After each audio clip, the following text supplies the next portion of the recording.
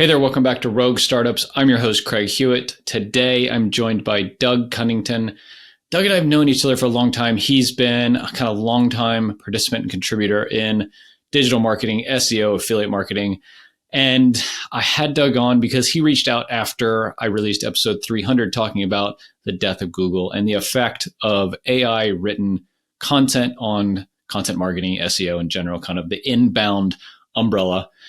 And Doug has a really interesting perspective as someone who's dealt a lot with written content and SEO and inbound over the years in the affiliate and the content marketing space, and is pivoting heavily into kind of content marketing 2.0 land of podcasting and YouTube. Doug and I dig into a little bit of the situation that some of us are in as folks who aren't 25 without kids and everything like that, but getting into like this middle part of our career online and the decisions that we want to make and the problems that we are trying to solve for at this point in our career. And so really interesting conversation with Doug. I think you'll really enjoy it. Whether you are in this kind of middle part of your career or just getting started, I think a lot of the decisions and the things that we're facing are applicable regardless of kind of what point in your career you're at. So with that, I hope you enjoy the episode. Doug, I think this is the second time ever we've talked, but like a lot of folks, like I have known of you and we've kind of run in the same circles for like a long time. So I'm glad to finally have you on the show. Yeah, thanks for having me on. And like you said, we run in some of the same circles. So I've seen you around for, I think like a decade now. We're much younger back then. Makes me feel old. One of my listeners sent me an email and was like, hey, I think you know Craig, super interesting episode. You should have a listen. And that triggered me to shoot you an email. And I was like, yeah, we got to catch up. Yeah. So I think it was episode 300.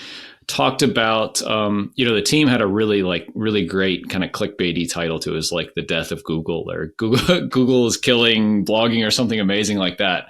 I had a lot of feedback from that episode. And yeah, I think I was kind of talking about like how AI is changing content and content marketing. And maybe folks who don't know you, kind of give your perspective on like how you're coming at this like approach of content marketing and like what your background is so that folks kind of know what lens to put your perspective in. Right now I'm running really like a media company. So I have a couple podcasts and YouTube channels. It did all start with a blog back in 2013 through affiliate marketing. And right away, I decided I was going to have my own digital products as well. So I was building an email list in parallel and slowly layered things on. So affiliate marketing, then I added online courses, then a podcast, then a YouTube channel. And I really like those two mediums really. And I kind of couple the two together, YouTube and a podcast, though they could diverge at certain times, especially on the YouTube side. But that is kind of what I'm spending my time on. And yeah, to your point, the AI shakeup in the last 18 months or so really happened much faster than I was expecting. I knew things would change, but it was so much faster than I expected. And you could probably gather from how I've layered things on, continue to like learn more and challenge myself. I'm okay with the change and I've positioned myself so that I don't have to react too quickly. And I have a lot of different mediums that I can lean on, a lot of different skill sets. So I'm not panicking too much, but there's certainly a shift in the industry. Now, what about you, Craig? Yeah. So I think what will be really cool is we can talk about the current state of content, because I think we should just put all this under the umbrella of content or inbound, right? Inbound interest. So I'm the founder of Castos. We're a podcast hosting and analytics platform. We've been around like 6.5 years, do like millions in revenue, have done an enormous amount of content marketing and SEO in the last 6.5 years, and at Podcast Motor before that. And I was chatting with our marketing guy earlier today. I was like, I kind of like, that's just my like hammer, right? I see a nail, which is growth, and my hammer is content. And I think this is a bit of a tangent, but I think that's a lot of people. I think it's a lot more people than most of us give credit to. I won't say who, but I heard one of the Tiny Seed mentors, who is a very well-known SaaS founder, say, I don't know what I would do if I had to start a SaaS company and grow it today, because the thing I did doesn't work anymore, probably. And that is somebody that we all look up to. And for them to say, I don't know what I would do, this is a huge thing. It gives me a lot of hesitation to go do something else or to really pivot, right? I probably would stick with Castos as a business. It's a great business. I'm not going anywhere, but like a lot of us get shiny object syndrome, and I'm going to go over here and do this. I'm going to do this. I'm going to start this new thing. Starting a new thing right now, I think, has a lot more risk than it did 5 years ago.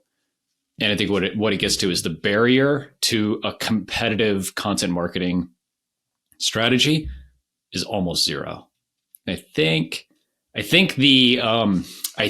thing is, what is the value of a content marketing strategy that's only written these days? Maybe that's actually like the minutia.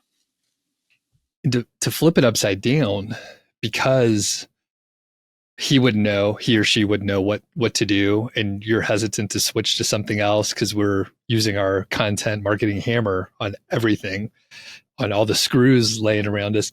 I think it means that there's a great opportunity for people that don't have a skill set that are starting. I mean, it's kind of leveling the playing field because the barrier to entry is much lower, and the skills that we have, certainly, like, those can definitely help us out. And we have years of experience, and we've learned from our mistakes and others and all that. So that's helpful. But I think it means that someone can come out of nowhere, disrupt any given space because they're coming at it without all the baggage that we have. Yeah. Interesting. Do you mean like they could come with a lot of the same playbook that we might come with, but just execute it better? Like they do the content marketing, inbound engine, lead magnets, nurture, blah, blah, blah, blah, and just like do it better or faster or whatever than us because of AI? I think they would do something different that we wouldn't think of to use AI for, or something else, right? I don't know what it, like if we knew what it was, we would do it. But I think it means there's some opportunity, because when we were starting and certain strategies like worked for a little while until marketers ruined it and like overused it, then like it just becomes the least common denominator, like everyone's doing it.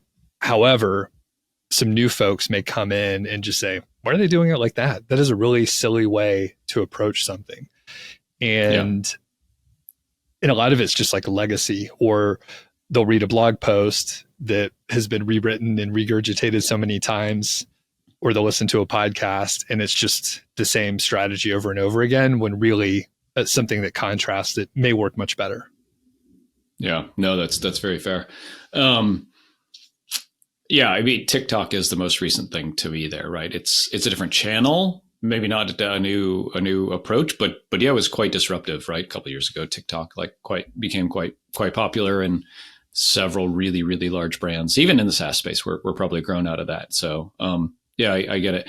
I think what would be fun, what I very selfishly, what I want to do is I want to play, what would you do with your content marketing with an AI revolution, with kind of my two places where I publish content, and maybe you have a couple and you can chat through those and share kind of however much you want. But for me, one is the Castos blog, right? We have a ton of podcasting content there. The other is my website, craighewitt.me, where I post content about, SaaS and growth and stuff like that. And then maybe you could share about like how y'all are thinking about using content, AI generated content, because I mean, I see, what is it, Jake Ward, right? The traffic heist guy on Twitter, right? He like, we stole all this, I mean, you see all this stuff and you're like, fuck, I am missing the boat if I'm not publishing 1,000 new articles a month. And then I go, there's some risk to that for sure. So like that's what I am trying to balance with like our AI content strategies. Like,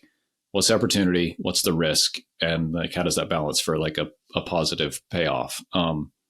Maybe we could kind of chat through how we're looking at this with some of our properties. Love it.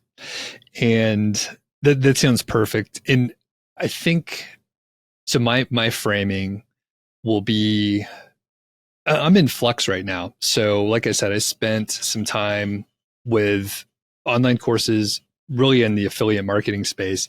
But because that has been disrupted so much with AI and Google updates, the interest level in that space is lower. And then I decided to sunset my courses in that area because I didn't want to do updates where I didn't know if they were going to work for like 2 weeks or 2 months or 2 years, and everyone's just kind of guessing. So I was like, it's time to just kind of retire those down. So I think that'll be a perfect way to approach it, because we have like really different things that we're trying to promote and do. Yeah. Yeah. Cool. Cool. So I'll go first just with the Cast Us blog, because it's kind of the thing most people know. So you get about 100,000 uniques a month to the Cast Us website. That's, gosh, I could look it up. Hundreds of blog posts that go back years, and it directly drives, 30 to 50% of our trials a month. I think a lot of, and this is the interesting thing, there's a lot of like this network effect of everything on a website, and there's a lot of trials that start indirectly because of our content. So that's kind of where we are. We have definitely created AI generated content. It definitely ranks. Like our top traffic article right now is mostly AI generated. It is super top of funnel, not really high buyer intent, but it gets us a lot of eyeballs and links. Right now, so we did a big content push in October or November. We published about 30 articles, which for us, with like all the shit we already had, that was pretty big. We have taken most of all of January, a little bit of December, and probably most of February to write very little and just kind of see how all this shakes out a little. But probably we're going to go back on the bandwagon and start publishing more, and we'll have a mostly AI first content strategy. Okay. I was doing an interview yesterday, and the lady has just been trying to publish AI content in various levels of like editing. I think you guys are probably editing quite a lot, making sure usually, it lines up with what your messaging is. She is getting great traction, publishing like thousands of articles per month and not editing at all, just like pure volume. And she's testing, right? But I think she's making, several thousand. I don't want to out the person too much, but like several thousand per month on that one thing. And it's just shocking. She's like, this shouldn't be working, while other sites were hit. So it's cool that you guys are getting traction, especially, you're putting the time in, you're potentially like feeding input. So can you talk about that a little bit? Like how we're generating the content? Yep. Yeah. So, I've not been doing it. Dennis, our writer, has been doing it, and he would be able to tell you more. I believe he's just using ChatGPT, creating an outline and then having it feed each kind of section at a time. We do input other articles he wrote as reference, style, length, tone, things like that. And I think largely that's what, if you go sign up for Copy AI or any of these like, content at scale, that's what they do, is like that you templatize it by giving it these inputs, and then you can at that point just put in a keyword and it spits out an article. But yeah, we're priming the pump pretty heavily there. Okay. Do you know what your competitors are doing as far as AI? Like when you go check out their content? No. Okay. I should, based on your grin, I should. So that's a good question. How do I know? So I go to a website. Is it just volume of blog posts published? Is it, all the AI detection things just always say it's AI, even when it's not. So I don't put a ton of weight on those. Right. Yeah. Well, and I don't know. When I talk about what I'm doing, like I haven't thought about it too much, but I'm just curious. I imagine if you're testing it out and everyone's talking about it, then everyone's trying it. Everyone's giving it a shot. Yeah. Cool. Yeah. All right. Yeah. How about you for kind of some of your properties? Like what's your current mindset? So a couple years ago, I started exiting some of my affiliate sites. So I just have one that I was kind of working on a little bit. And about halfway through 2023, I was, working to improve the existing content and doing the normal housekeeping that one might do for their content. And the results were just not coming through. There was no ROI. I'd given it a shot for like 6 months or so. And I don't think there's a lot of longevity for the amount of effort that I was putting in for the content if I were to take an AI approach. That's a long way to say I wasn't ready and I didn't want to invest a lot in publishing a lot of articles. I don't think it wasn't going to help my website as far as like what I wanted it to be. So maybe I did a worse thing by just neglecting it. So I haven't been doing much with it, and it's slowly just like declining like you would expect. And that said, I haven't been publishing a lot of written content with the intent of like ranking it on Google using AI. I'm just now starting to test this in the Q1 of 2024, but I'm basing it on my own content on YouTube and podcast. So instead of having an article written based on what's online already and derivative of something else, it's my own thoughts, it's my own monologue typically, and I'm taking that and I'm having my VA run it through ChatGPT. We use Descript a lot. So you can get a blog post directly from that, but maybe not the best quality. So we're just now testing that just to see what might happen. The good thing is I have like a catalog of like hundreds of episodes. So if I wanted to, I could scale that. And from my perspective, at least it's AI written with my own words. So it's probably going to be, it'll probably be nonsense if it's written with the thoughts coming out of my head, but at least it's unique. Yeah.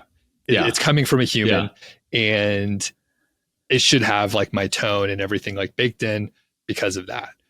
And the other way that I'm using it, so Craig, I use Castos for both my podcast and love the format. Like I said, I kind of treat that and like long form YouTube videos hand in hand. And I'm using the AI tools to do research and come up with better questions.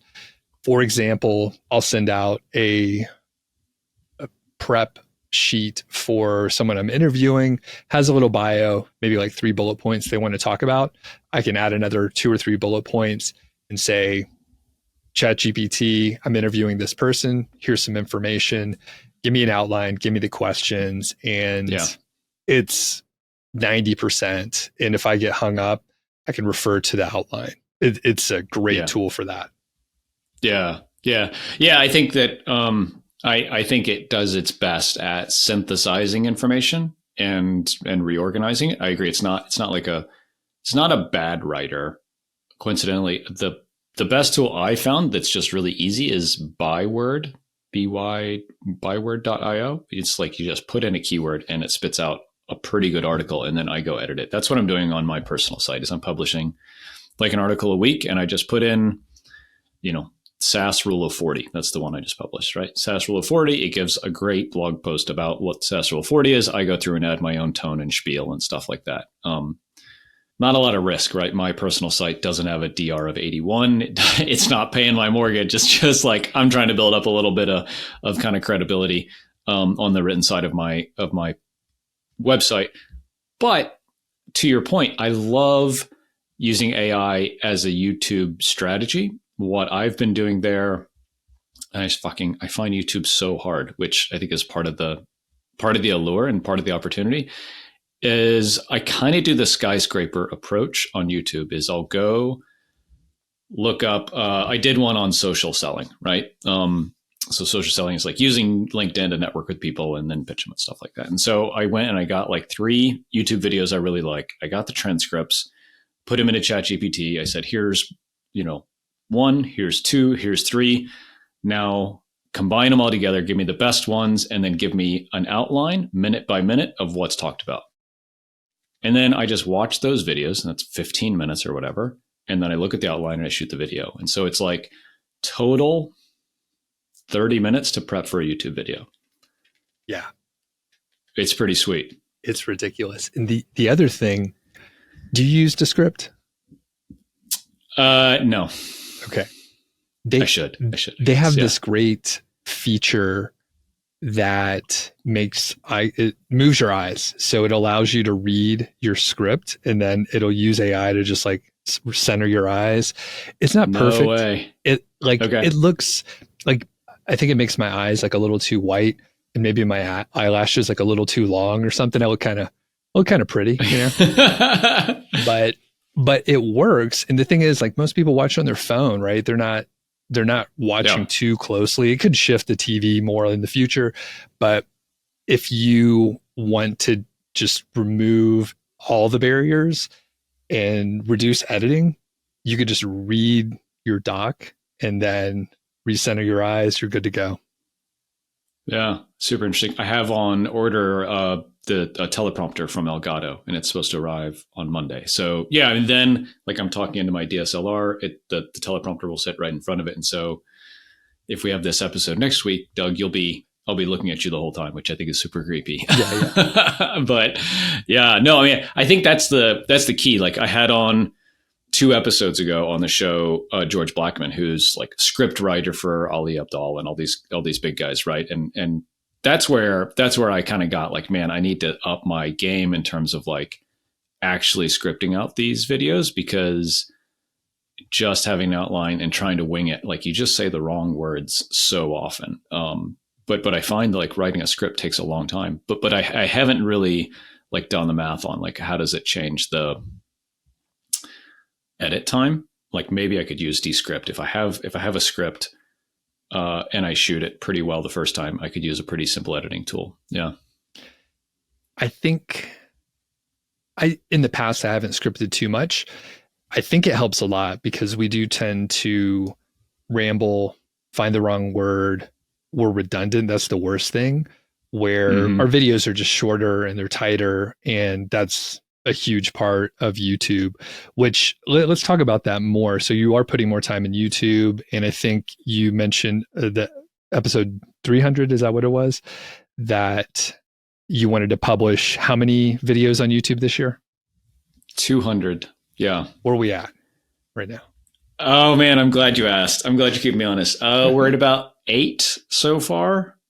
Okay. Couple on my channel. This one, the Rogue Startups, has a channel, and I have the second one for the Castos channel ready to publish for an integration we're launching. So cool. I'm definitely behind. Yeah. That's all right. That's okay. You got plenty of time though. I appreciate you keeping me honest though. Yeah. So how about you? What does your cadence look like? I'm doing 1 live stream per week and 1 sort of long form podcast episode. I don't have a specific schedule. I tend to publish just whenever I want. And this is one thing where, I mean, I've spent a lot of time on YouTube. So I think I have around 2,000 videos. And I realized at some point in time, if I didn't want to burn out, that I needed to make sure that I did it on my own terms and not for the algorithm and a handful of other things. Yeah. And part of that is I like doing long form videos versus like shorter ones. So essentially I have 2 coming out per week, and I actually do like scripting, like we talked about, doing a short video. And it's something where I've said for probably 2 years, hey, I know what I need to do, but I just don't want to do it, like a stubborn toddler. And now I'm thinking, hey, maybe let's check it out. Let's put my money where the mouth is and see if I actually can do some shorter, tighter videos that get more views, that perform like, I think they should, which is always dangerous because then you have expectations and you get in your head and it could lead to burnout. Yeah. But the bottom line is, me publishing videos doesn't directly hit my bottom line or any other metric that I care about. So I could just publish when I want, which helps you not burn out. Yeah. Let's like take a step up in terms of like strategy, right? Because we've talked about like the nuts and bolts of AI and all that kind of stuff. But I think the thing that really drives this from, it sounds like from your perspective and mine too, is like if written content is more commoditized, potentially people even using Google less, then we got to find another place to publish effective content. Is that kind of the beginning of all this? Is like, I'm not putting my eggs in the blogging basket anymore. I'm putting them in the YouTube and the podcasting basket. Yes, I think that covers most of it. And the other thing, for my psychology and the other pieces of the puzzle. So, number one, I am pivoting, right? So, like I said, I'm moving away from some of my older courses, and I'm really unsure like where I want to land. I love podcasting, so I was putting together like a podcasting boot camp because I was like, this is what I'm talking about. People are asking me like every week about like how to do their show or some piece, and it's not scalable for me to help people one at a time. So Right. that was the thought, and everything previously was like leading back to the email list. So I just want to mention that like everything, the blog, podcast, YouTube, it led back to the email list where I can market other stuff, my own things, whatever. I own that, and super important. The other part is after a few years, and I'm part of the like financial independence community. So I've saved up pretty well, and it takes the pressure off. So I don't need to earn as much as I did. We're getting older, Craig. For people that are just listening, I'm bald, so getting much older, and I don't have as much energy. I want to go to bed early. I don't want to like get up at 6 a.m. and then work late at night. So my priorities have shifted, and luckily I put myself in a position where I have a little breathing room, and that's really, really important. So what was the original question? I completely forgot. No, I think you answered it. Yeah. I mean, the original question was like, I'll say multimedia content, right? YouTube and podcasting kind of replacing the emphasis you put on blogging? I think yes. And for those reasons that you mentioned. Yeah. So, yeah. So in the long run, I know that having a platform which is more independent. So, we're talking YouTube, we're on there, and you are dependent on YouTube, but it is a little bit more open than some of the others. An email list, we own that. Podcasting, we own that. So as much as possible, I am sticking to those three main areas because it's where I spent most of my time. I think that's what I'm good at. And with the email list, you have a lot of flexibility on what you publish and what you promote. And I know that I don't have to figure it out right now. I know I have a platform where I could pull people in, and some people will come along. Some people won't be interested in the pivot, but that's okay too. Let's talk about getting older. I'm 42. I've been doing this, like you said, about a decade. I had a conversation with another founder who has already exited recently. And it was pretty enlightening because they were saying like, I just can't do it anymore. I just can't grind. I can't like go hard on these things like I used to. And I thought about that. I was like, yeah, me too. Like, I just can't, like, I've had a Chrome tab open for weeks of like, I want to audit our entire like inbound thing. Right. And it's just sitting there and I'm like, this is an elephant, right? Like, how do I eat this elephant? And I just can't do it. So we're just going to leave it like kind of half shitty for a while, I guess. But I look at being 42 and having done this for 10 years and saying like, what is the play from here? Because I don't want to start from scratch. I like my business a lot. But what's the next evolution of me or Doug of you? Because you're my age, probably, maybe a little younger. Like, what does the next 20 years look like for us as we're working if we admit like we're just not going to do these things we did before, but we're also not quitting? And I don't want to do the same thing, right? That was I put this on Twitter, like my biggest regret from last year is I basically did the same thing as the year before. And that sucks. And so like this year, I'm definitely not doing that. I'm not starting over and I'm not retiring. So like what's different in that middle lane, I guess, my daughter put the other day, she said, you're not old, but you're not young. Yeah.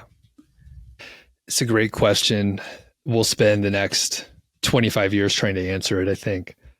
But yeah, for me, I've been thinking about it a lot because several of my friends, they actually retired early in their 30s or so. And, one thing, and I think, Craig, you and I identified this probably, not all their problems were solved because they retired. They realized they needed to, work on themselves, or they had, something from childhood or whatever. Everybody has their baggage, but like, just because they got out of their job and retired, they weren't like magically happy and everything was solved. They still had to figure things out.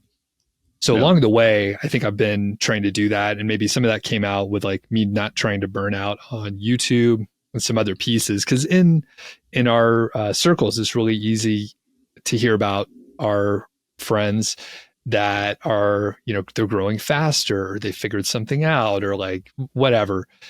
We're comparing ourselves to someone else. And it's really hard to get out of that. But somehow of like, okay, I don't want to grow any bigger. I want to have a small team because that fits what I'm trying to do.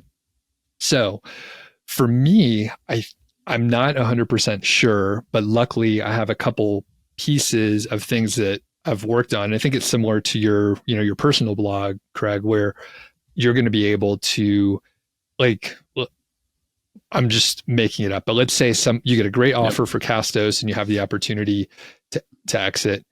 Like, you'll be able to blog, like people will follow you there, and you could turn that into whatever you want. And I think that's perfect because you can continue to podcast, you can speak, right? If you want to travel a little bit, you could speak at conferences.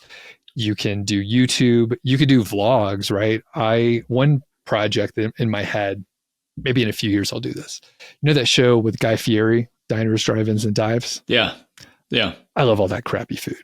I could watch that show like all day long. I'd love to, put together a 10 show series, get a couple sponsors, or just pay for it myself, and just go on a road trip with a buddy and we check out some restaurants. Like, that sounds like a blast. And potentially there's enough people in my audience where they would like maybe check it out. So I think like we can make up our own pet projects with the skills that we've built and produce something, be creative, and get something out of it, and like help other people out too, right? Like sponsors could hop on, or Chamber of Commerce for a specific city. They'd be like, oh, that's great. You're going to feature like all these restaurants on our main street. Like, I could probably get some connections and help out the city. So, I think I'll figure it out. What do you think of that? Yeah, no, I was kind of processing as you were talking there. And if I had to summarize back what I heard is, in a respect, you and I both have like our essential needs taken care of.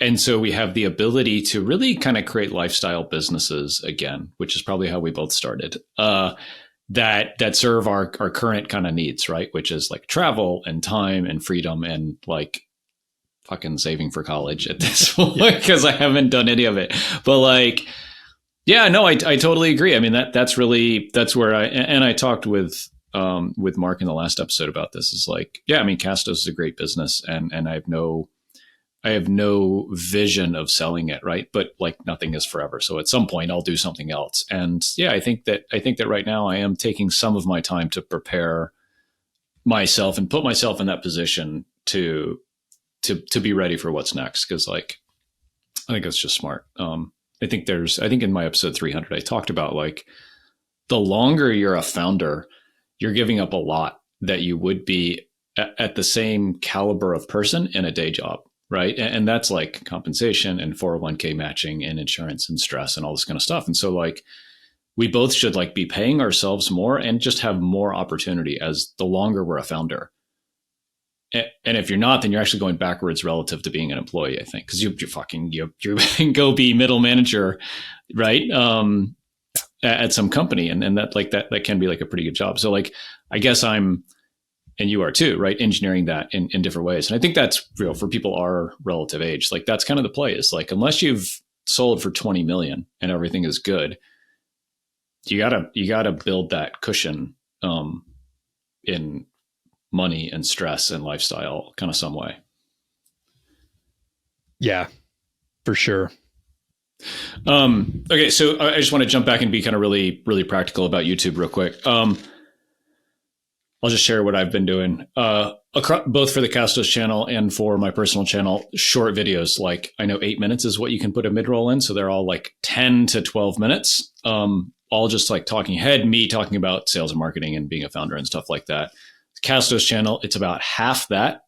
What I call like success, like how to do a good podcast intro, what is an episode 0, stuff like that. And then half like product stuff, right? Like we have new integration coming out. So it's just me screen sharing like an integration. What kind of like formats are you publishing right now? And like, what are you into?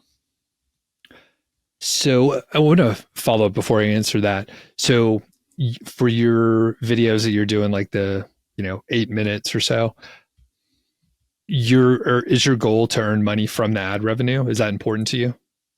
No. Okay. So yeah, and I have monetization off on most of my videos, just as I've done that for a few years, just because I didn't want other competitors basically advertising on my channel. I wanted to sell my own shit, right? So, and there's like nonsense ads, right? So I didn't want those playing most of the time. Right now, and for a couple of years, I've been essentially publishing my long form interviews, which are anywhere from like 45 minutes to an hour and a half, which typically don't perform that well on YouTube. Handful of people will check it out, but a lot of people don't want that long of a video. I mean, even me personally, that's pretty long to like sit down. For me, that's I'll listen to it as a podcast as it's intended. Yeah. That said, it did help me just keep producing content on YouTube for several years without like burning out, and knowing that I was sacrificing views and, shareability and like anything that could help someone watch that, like it wasn't happening. So yeah, I'm aiming, for probably like 4 to 8 minutes or so for some of these shorter form videos. And typically I am trying to take what I would have in a grab bag random episode for a podcast where I have like 4 disconnected thoughts where I would string them together. I'm just taking like one of those and scripting it out.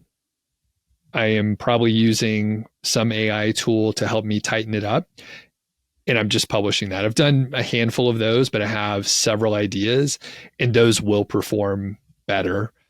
People complimented me on like the straight to the point videos instead of my normal rambling style. And because of AI, because I could just read it and not set up the teleprompter and all the other stuff. Yeah. It removes some of the barriers. So I think I'll be able to actually do that a little bit more and potentially, feed the algorithm what it wants. And essentially that's what the audience wants too. So I'm trying to, do what I need to do.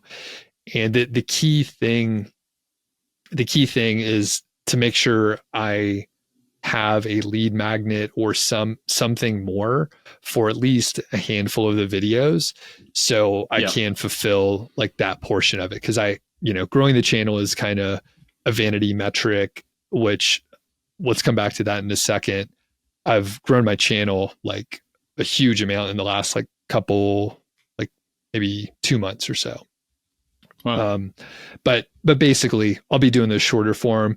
Occasionally I do like a roundup style. I'm like, hey, The Verge wrote this article about SEO. I actually interviewed that journalist. I think you probably saw that article out there. Right. Mm-hmm. Mm-hmm. And then I got a reaction from SEO. So I emailed some buddies and said, hey, send me like 2 minutes. And those did really well because it was kind of a hot topic. And then of course, everybody wants their opinion out there. So, I mean, it's the same idea as like old blog post, right? Just a roundup.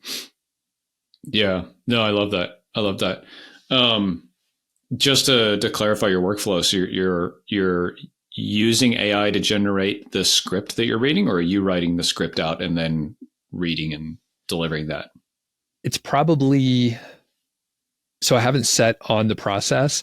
I don't have an issue with AI, writing the first draft, and kind of like you mentioned for your blog post, you'll go in and put it in your own words. And I usually don't use any sophisticated vocabulary.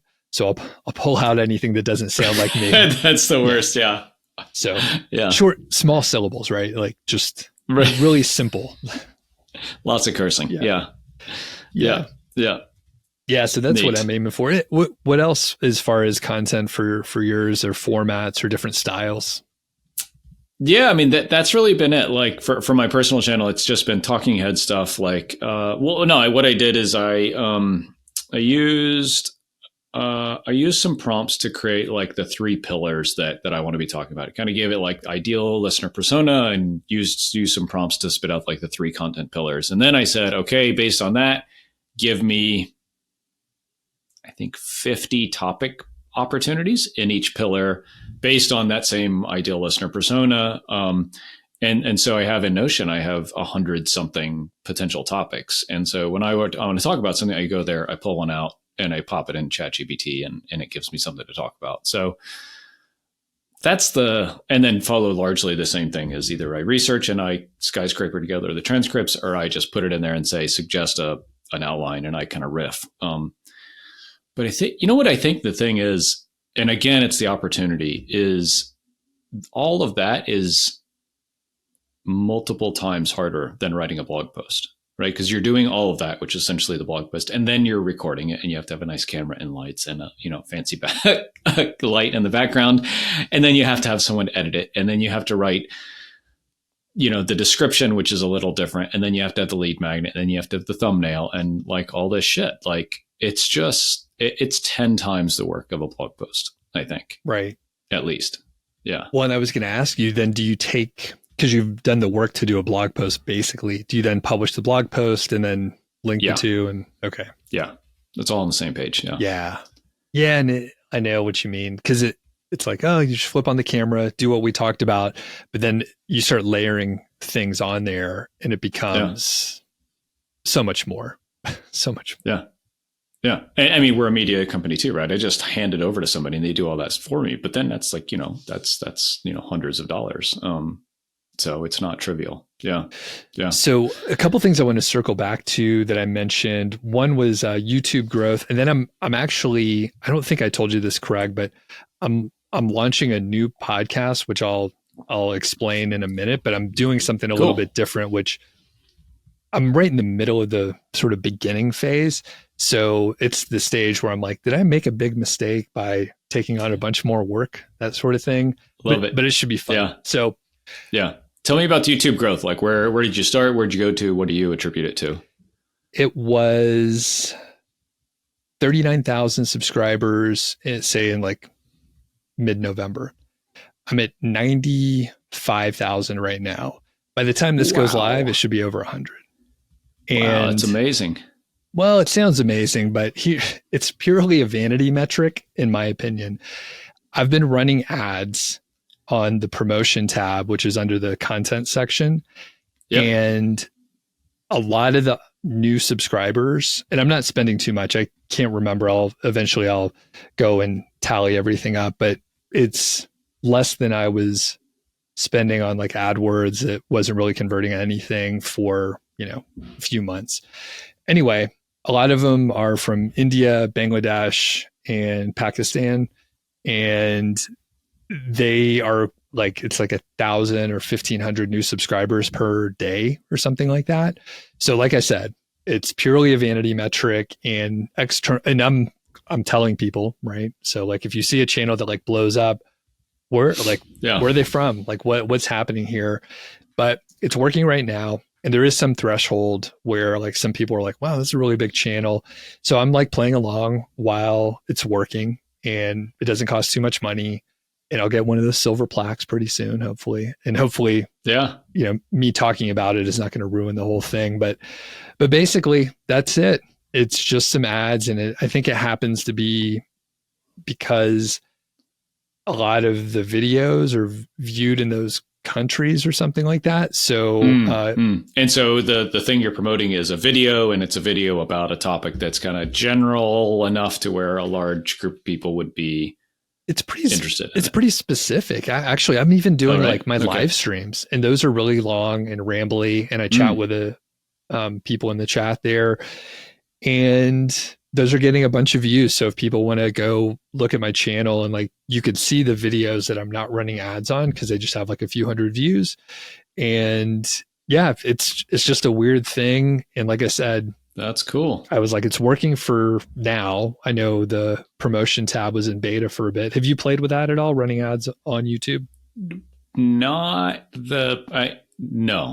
I'll just say no. Okay. Yeah. You can select the geographies or countries that you want to target. So the one thing I have tested is US, Canada, UK, and Australia, which typically, those are the big four, and it's whatever, 10 or 20 times more expensive per subscriber or view. It's just dramatically different. So, I mean, I see what's happening, and I think it's worth it. If people are like, hey, I want to boost my subscribers because it matters to you for some reason. I'm not here to judge anyone for that. And you could check it out. So it would be worth it to test it out. I probably would throw something at it. I think, one of the things we ran a big kind of YouTube series on the podcast. So we did five episodes all about YouTube. And the one thing that I really got out of it was your content strategy for YouTube should be quite different than it is for a podcast, where like this podcast will literally go forever and there's no there's no meaning to any of it, right? It's just I want to talk to you, and then I'm talking to Spencer next, and I talked to Mark last week.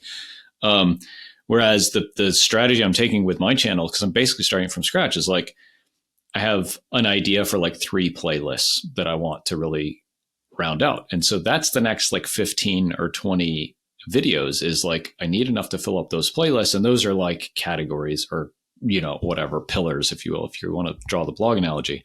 I kind of think like, and maybe it's a little bit of imposter syndrome, like until I have that, I don't want to do too much to like promote or optimize the channel, because I just have work to do to fill those buckets up first. Fair enough. Yeah, I like that approach too, because it is like someone starting a blog and they're looking at the topics they want to cover. They're like, we need to cover this stuff. And I like that approach versus like a sort of a scattered random approach of whatever keywords kind of look good, but like yours will make sense for someone to go through the playlist. That's perfect. Yeah. So I don't know. It is totally different though. It is totally different. I really like it, but it's just hard. I mean, it's just hard. And then there's a fair amount of imposter syndrome, even for folks like us who've created a lot of content. It's like, I look like an idiot. I sound stupid. Editing is hard. Like, even though I don't do it, like it's all just, it's a lot of work. But again, it's the opportunity. I think it's the barrier to entry is pretty significant. So it's pretty fun though. I do like the format. I like the gear and the details and all that stuff. And I even like the idea of vlogging. Whenever I, go for a hike or do something, it's always a pain to actually try to record this stuff. But in theory, I love the idea. I just need like a camera crew to follow me around or something. There you go. You go. So yeah, awesome. The other thing, I know we're coming up towards the end, but I want to get your feedback on this. Are you good on that? Yeah, good. Yep. So I saw a lot of agencies, typically in the marketing space or SEO space, they were starting podcasts in the last couple of years. And I felt like they just weren't doing it right. And a lot of them like started the show and then they quit after a little while. It's tough, right? It's tough to produce a show. And now everyone views YouTube as included. Like if you're starting a podcast, you got to put it on YouTube as well. And I thought, well, I've launched a couple shows and I think I know what I'm doing.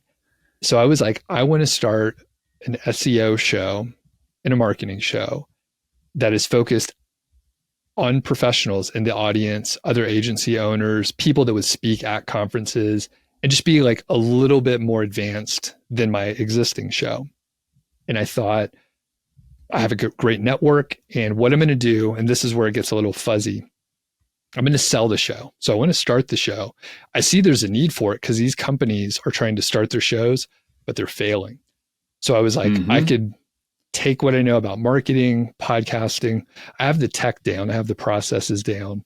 So I should be able to launch it a little bit better than someone that doesn't have that, even if they have a team.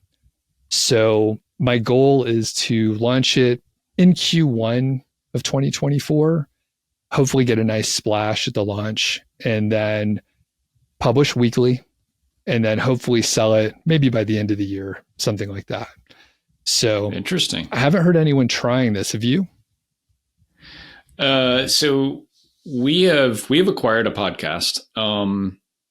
It did not have a YouTube component. I know of YouTube channels being sold too. But no, we've not sold any of our content.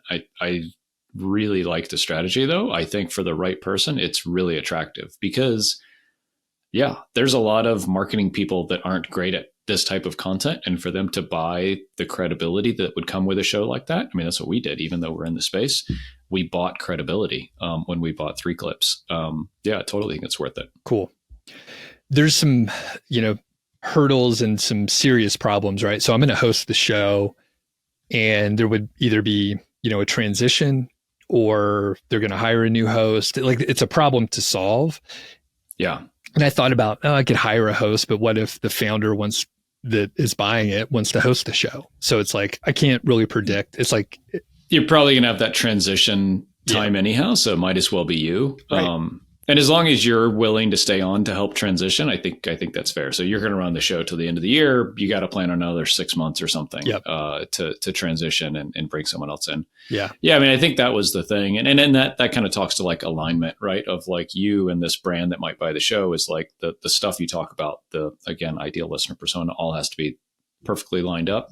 But probably you're talking on a topic in a way that enough people would align with it. I would suppose. Yeah, I hope so. Yeah. That's cool. Yeah, it should I love be fun. it. A built to sell podcast style. I like it. Yeah. Yeah. Doug, you've mentioned the channel a few times. Like what's the channel? Where can folks go check it out? Sure. So I have a couple of them. One's just Doug Cunnington, and that's where I publish the majority of the videos that we've talked about here. There's some affiliate marketing, there's keyword research, there's some random stuff as well. And then I have another show called Mile High Fi, and that's one on personal finance and financial independence, which, I think there's more of an overlap than we usually think about. But most of the time, especially if you're starting like a lifestyle type business, or you just don't want a corporate job, really, you just want freedom. And that's what the financial independence stuff really gets into. So if you want to take a break and take a sabbatical or whatever, you're in a position where you can do it. And if you get a new boss you don't like, you can say, you know what, I'm going to take a couple of years off or whatever. Yeah. I love it. Yeah. I love it. Freedom, man. That's what it's all about. Yeah. Cool. Doug, good to catch up. Thanks for hopping on. Social media, good way to reach out, or just want folks to go to YouTube to connect? Yeah, probably go to YouTube to connect. I have a newsletter as well, but all the links, you'll find them over on the YouTube side. Yep. Awesome. Cool, Doug. Have a good one. Thank you for coming on. Thanks, man.